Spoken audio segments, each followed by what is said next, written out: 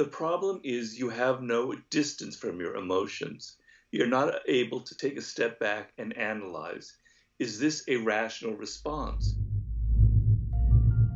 A lot of people have a misconception that rationality is the ability to repress your emotions, to somehow subtract them from your decision-making process. And that is exactly the wrong way to approach it, because think of it in your own life. If you meet somebody who turns out to be very toxic, like a toxic narcissist, you're going to get a gut reaction, an emotional response from them, right? Something's wrong with this person, and then that causes you to start thinking about, maybe I shouldn't involve myself in a partnership with this person. Maybe I shouldn't get in a relationship. So your emotion will trigger a dangerous response, which was sort of the reason why we have emotions. A fear response. Oh, there's a lion hanging out over there. I better be, aware of it. That emotion then triggers your kind of awareness. So emotions are essential to the rational process. The problem is you have no distance from your emotions. The ability to step back and analyze your emotions and tell yourself, why am I feeling this way? Why am I angry? Why am I excited? That is the key point. That is what divides people who are truly able to be rational from those who can't be, right? So you have to train yourself. It's not natural to who we are, because our nature is to simply react, right? The problem is, and I learned this from the research, that you cannot selectively numb emotion. You can't say, here's the bad stuff. Here's vulnerability, here's grief, here's shame, here's fear, here's disappointment. I don't want to feel these. I'm going to have a couple of beers and a banana nut muffin. You can't numb those hard feelings without numbing the other affects or emotions. You cannot selectively numb. So when we numb those, we numb joy. We numb gratitude. We numb happiness. And then we are miserable and we are looking for purpose and meaning. And then we feel vulnerable, so then we have a couple of beers and a banana nut muffin.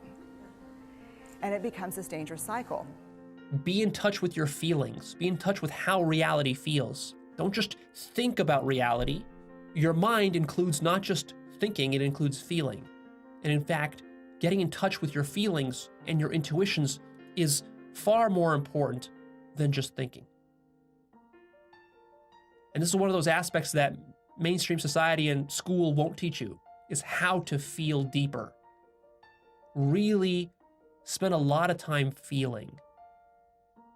Feel physical objects. Feel emotions.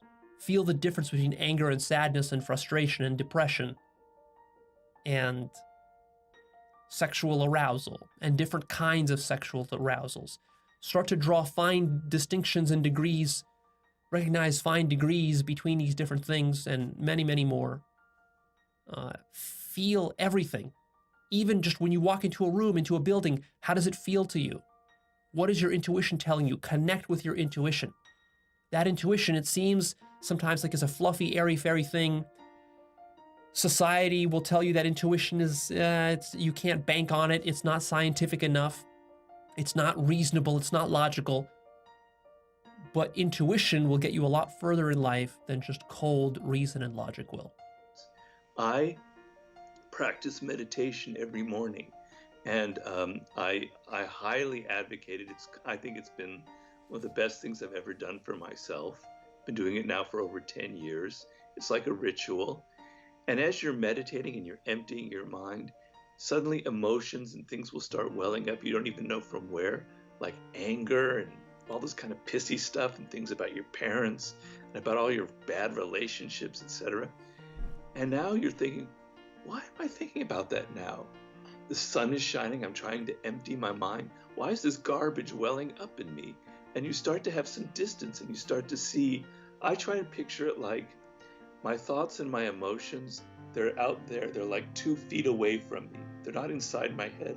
They're over there. And I could watch my mind creating this little theater of all these little problems and dramas. And that's a beautiful thing. I catch myself now, because I'm not perfect. I'm very human and I have the same problems that I'm talking about. But I catch myself maybe 50% of the time now wow, you're reacting here. That emotional idiot part of you, that lizard part of you is taking over, and I can step back. So meditation is a very powerful tool. Hawkins makes this vital point. Don't stay with your thoughts. Feel the fear. What is the feeling? Allow your body to process it. Locate it, for example, in your body. Is it in your heart? Is it in your abdomen? What does it feel like, this particular fear? Often, he argues, we narrativize an emotion that's present in us in repressed form anyway.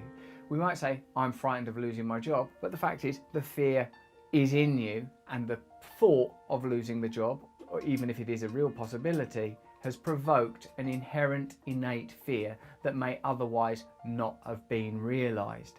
This, I think, is an important distinction and points to the fact that if we don't deal with an inner malady or inner condition, that we can't ever really be healed. All you do with the letting go technique, number one is, what am I feeling right now?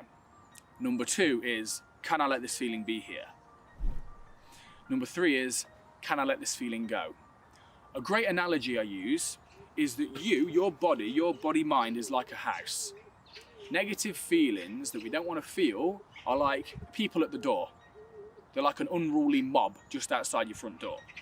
Now and they want to get access to the house, they want to have a look around, they want to have a snoop around, right? Sometimes they want to steal stuff, sometimes they want to smash things to bits, but they're just feelings and they aren't going anywhere. But if we lock the door and close the curtains, their methods for gaining entry to the house get progressively more violent.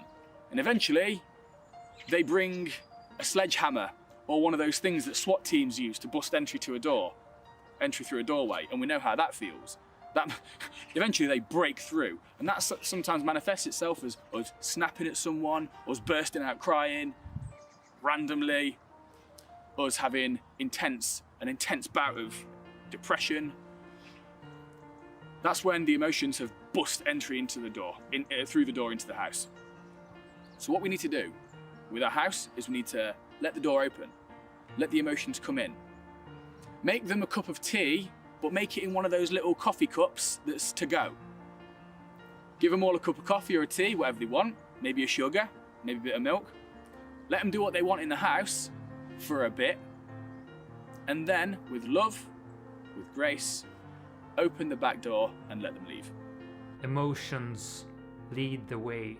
Having the ability to recognize certain emotions so we can use them as a cue to go take action in a certain direction. For the longest time, I've been all about facing fears, especially in social situations. I'm so fine-tuned on these emotions that the fear creates within me that I just know that when the anxiety rises within me, when my pulse starts beating a bit harder, a bit faster, a bit more irregularly, this is my cue. This is when I go do my routine, go take action, Alex. Because on the other side of that fear wall lies greatness. Ryan Holiday, my good friend of yours, he has very much advocated the use of journaling, of writing things down, and I do that as well, so you can analyze yourself. But the main thing is you've got to train yourself. So in the course of a day, what I tell people is, let's say tomorrow, something triggers an emotional response, and it happens every single day in our lives, right? Something somebody says, something somebody you read in the newspaper or online triggers it. Okay, practice this one thing. Just I ask you one thing tomorrow. Try and do this one little step and go back and go, okay, what am I feeling right now? I'm feeling anger, all right? Okay, first, that's the first step. What am I actually feeling? All right. What is the cause of this anger? All right. This person is saying something that really, really annoys me, that really gets my goat, etc. Okay. Why? What are the roots of that anger? Is it something that I personally experienced? Does it go back to my childhood? Or is this just something that's in the media sphere that's kind of, that I'm catching, it's contagious from what other people are getting angry about? So we have gotten some theory here. But all this doesn't matter if we don't implement what we know we should do. If we don't practice to sit down and take in our emotions, whether it's through meditation, journaling, just pausing and take in what's happening. So I'm challenging you, I'm challenging myself this week, Monday through Friday. I'm gonna put an alarm. 3 o'clock, cell phone, ding ding ding. Let's do Robert Greene's little practice. Just try and do that one thing tomorrow where something happens and you step back and you go through that process. What am I feeling? Why am I feeling it? What are the roots of it? And is it something that's real or isn't real? And then if you just do that once, it'll be very interesting because you never do it. And then maybe you'll be inspired to try it a second and a third time. That's kind of the process that you can go through.